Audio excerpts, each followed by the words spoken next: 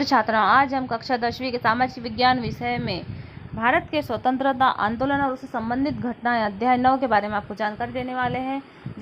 इससे पहले हमने आपको असहयोग आंदोलन और सविनय अवज्ञा आंदोलन, जलियांवाला बाग हत्याकांड, इन सब के बारे में आपको जानकारी दिए थे। अब देखते हैं कि उसके आगे क्या कौन से आंदोलन। तो दांडी यात्रा देखिए कि महात्मा गांधी के द्वारा नमक कानून तोड़कर सविनय अवज्ञा आंदोलन आरंभ करने का निश्चय लिया गया था और 12 मार्च 1930 को गांधी जी ने अपने साथियों सहित साबरमती आश्रम से लगभग 200 मील दूर स्थित दांडी के लिए निकले। यात्रा के मार्ग पर लोगों ने उनका स्वागत किया और 5 अप्रैल को यात्रा दांडी पहुंची। 6 अप्रैल को गांधी जी ने उनके साथियों के साथ नमक कानून को तोड़कर आंदोलन शुरू किया। इस प्रकार से सविनय अवज्ञा आंदोलन का प्रारंभ हुआ। गांधी जी द्वारा नमक कानून तोड़ते ही देश भर में ब्रिटिश कानून की अवज्ञा की गई। अनेक स्थानों पर नमक कानून तोड़ा गया। मध्य प्रदेश में जंगल कानून की अवज्ञा हुई। मुंबई, कलकत्ता अनेक स्थानों पर हड़तालें हुए और परिषद के सदस्यों ने अपने पद और सरकारी कर्मचारियों ने अपनी नौकरी छोड़ दी। विद्यार्थियों ने सरकारी शिक्षा संस्थानों को छोड़ दिया। स्त्रियों ने शराब की दुकानों में धरना दिया। स्वदेशी विदेशी वस्तुओं की दुकानों पर धरने दिए गए। गुजरात में धरसाना के नमक कारखाने के धावे में 2200 स्वयंसेवकों ने भाग लिया। पेशावर में खान अब्दुल गफ्फार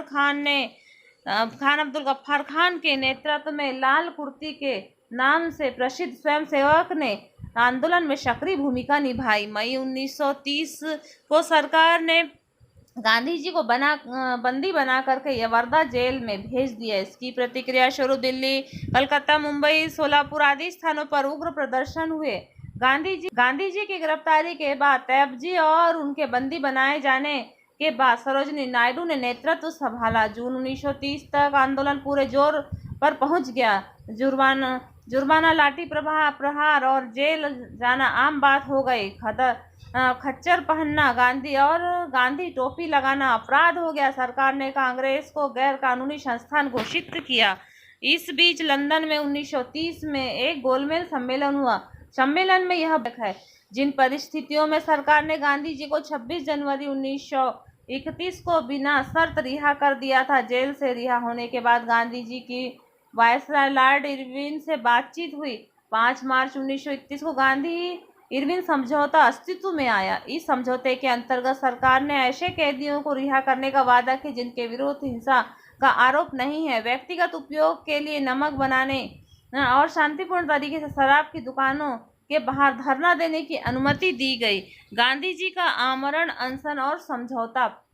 ब्रिटिश सरकार ने एक ओर तो दमन नीति अपनाई और दूसरी ओर अपने परंपरागत फूट डालो राज्य करों की नीति का अनुसरण करते हुए दलितों को पृथक निर्वाचन क्षेत्र का प्रलोभन देकर हिंदुओं में फूट डालने का प्रयत्न किया। गांधी जी ने इसका घोर विरोध किया। इसके बावजूद भी 1932 में सरकार ने मैकडोनाल्ड के सांप्रदायिक निर्णय की घोषणा कर दी। उनके अनुसार दलितों के लिए पृथक निर्वाचित, तो सांप्रदायिक घोषणा मतलब मैकडोनाल्ड ने घोषणा की कि दलितों के लिए पृथक निर्वाचित तथा स्थानों की घोषणा की जाए। अंग्रेजों ने उसका विरोध कर जाने पर आमरण अनशन आरंभ कर दिया।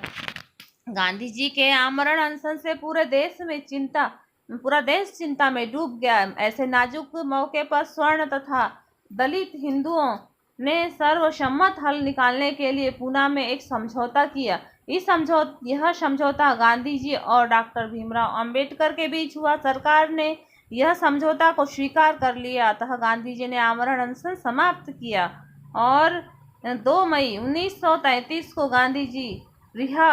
सरकार ने गांधी जी को रिहा कर दिया। 1935 में सरकार ने भारत शासन अधिनियम लागू किया। इसके अनुसार केंद्र में द्वैत शासन की स्थापना की गई और प्रांतीय में पूर्ण उत्तरदायित्व लागू किया गया। यह अधिनियम की भारतीय राजनीतिक दलों ने बड़ी आलोचना की। इसका कारण यह था कि इसमें पूर्ण स्वाधीनता के विषय में कुछ भी नहीं कहा जा सकता। 1935 के अधिनियम के प्रावधानों के पालन में 1937 में प्रांतीय विधान परिषदों के लिए निर्वाचन हुआ और प्रांतीय विधानमंडल में चुनाव जीतने के बाद कांग्रेस के कांग्रेस ने मंत्रिमंडल का निर्णय लिया।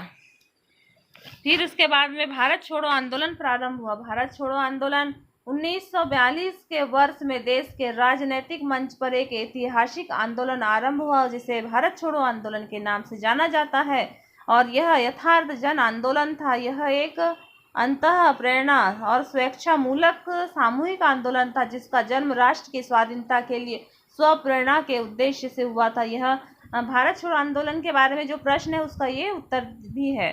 इस आंदोलन के आरंभ होने के मूल में अनेक कारण विद्यमान थे।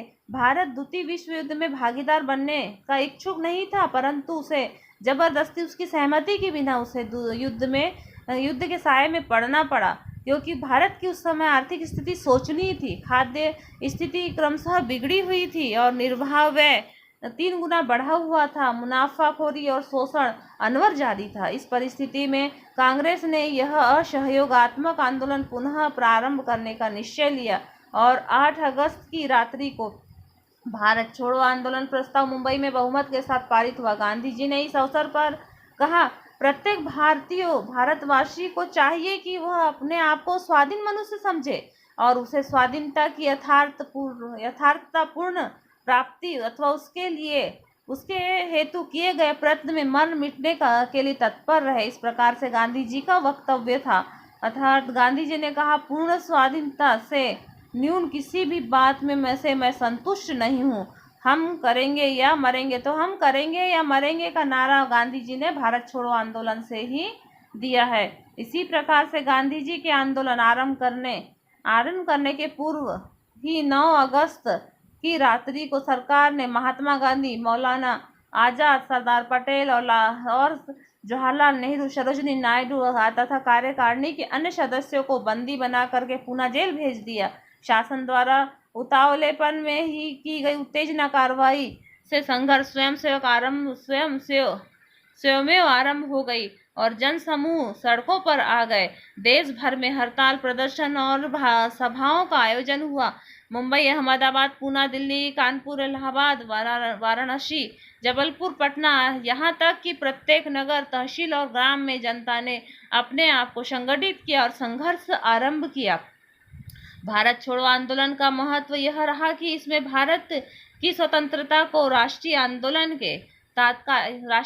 की तात्कालिक मांग बना ली गई। आंदोलनकारियों ने परिवहन के साधनों को नष्ट भ्रष्ट कर दिया और पुलिस स्टेशनों पर आक्रमण किया, शासकीय अभिलेखों को विनष्ट कर दिया। शासन के प्रत्येक कानून की अवज्ञा की गई। पुलिस ने उत्तेजनात्मक दमन कार्रवाई के कारण आंदोलन ने अहिंसा के सिद्धांतों का अतिक्रमण भी किया।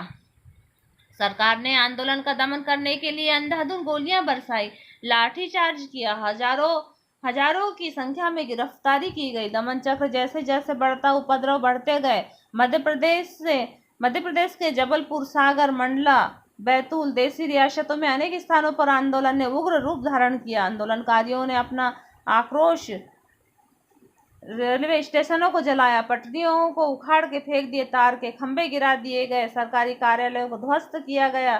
सरकारी दमन के चलते हजारों लोग मारे गए, शिक्षण संस्थान बंद हो गए। क्रांतिकारी तत्वों ने अपने तरीकों से शासन तंत्र का विरोध किया। ऐसे समय में जब अधिकांश नेता बंदी गृह में थे, अरुणा आशफ अली और अच्युत पटवर्धन और मेहर अली, जयप्रसाद नारायण आदि ने भूमिगत होकर आंदोलन चलाया। इन सबके बावजूद अंग्रेजी शासन की प्रतिक्रिया निर्णायक स्वरूप की थी। चर्चिल ने इसके लिए कांग्रेस को दोषी ठहराया, परंतु गांधी जी ने आंदोलन में हुई हिंसा के लिए शासन के उत्तेजक कार्रवाई को दोषी ठहराया। इसी प्रकार से 10 फरवरी 1943 को गांधी जी ने 3 सप्ताह का उपवास आरंभ किया। गांधी जी की स्थिति चिंताजनक हो गई, परंतु अपने आत्मबल के सहारे उन्होंने उपवास पूर्ण किया।